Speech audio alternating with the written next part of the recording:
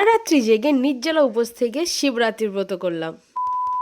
শিবরাত্রি হলো মূলত শিব পার্বতীর বিয়ের রাত। এই রাত্রি হলো অন্ধকার এবং অজ্ঞতা দূরীকরণের রাত। তো hello everyone, this is Anuradha from Baruipur. কেমন আছো সবাই? আশা করছি তোমরা যে যেখানে আছো সবাই খুব ভালো আছো। তোমাদের ব্লেসিংস আর রাধারানীর কৃপাতে আমিও খুব ভালো আছি। কথাই আছে তিনি একটি বেলপাতাতেই তুষ্ট, কিন্তু কি করব বলো, বছরে যে একবার আসে তাই তার প্রিয় সামগ্রীগুলো একটু আনতে যে মন চায়।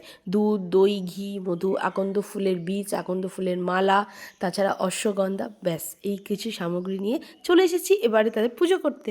তোমরা অনেকেই আছো যারা 4 প্রহর জেগে পুজো করো না, কিন্তু আমাদের এখানে 4 প্রহর জেগেই পুজো হয় আর আমরা সারা রাত জেগে শিব পার্বতীর পুজো করি।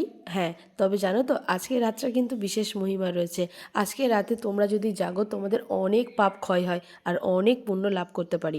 এমন অনেক মানুষ আছে যারা শিবরাত্রির ব্রত করে না, কিন্তু পরিশুদ্ধ হয়ে মন্দিরে গিয়ে আজকে সারা রাত ভগবানের নাম কীর্তন করে। তারপর আমরা সবাই মিলে বসে একসঙ্গে পরপর প্রথম, দ্বিতীয়, তৃতীয়, চতুর্থ 4টে প্রহরের পুজো কমপ্লিট করে নিয়েছি।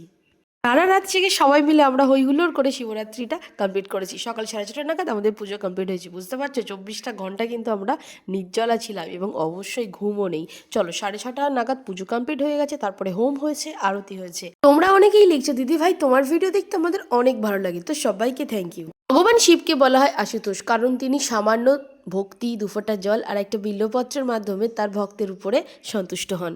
সারা রাত উপবাস থাকার পরে এবার সময় এসেছে উপোসটা শেষ করার। তারপর আমরা চরণামৃত পেয়েছি এবং অবশ্যই ব্রাহ্মণকে দান করে একটা ডাব খেয়ে এবারের মতো শিবরাত্রি কমপ্লিট করলাম। সো রাধে রাধে।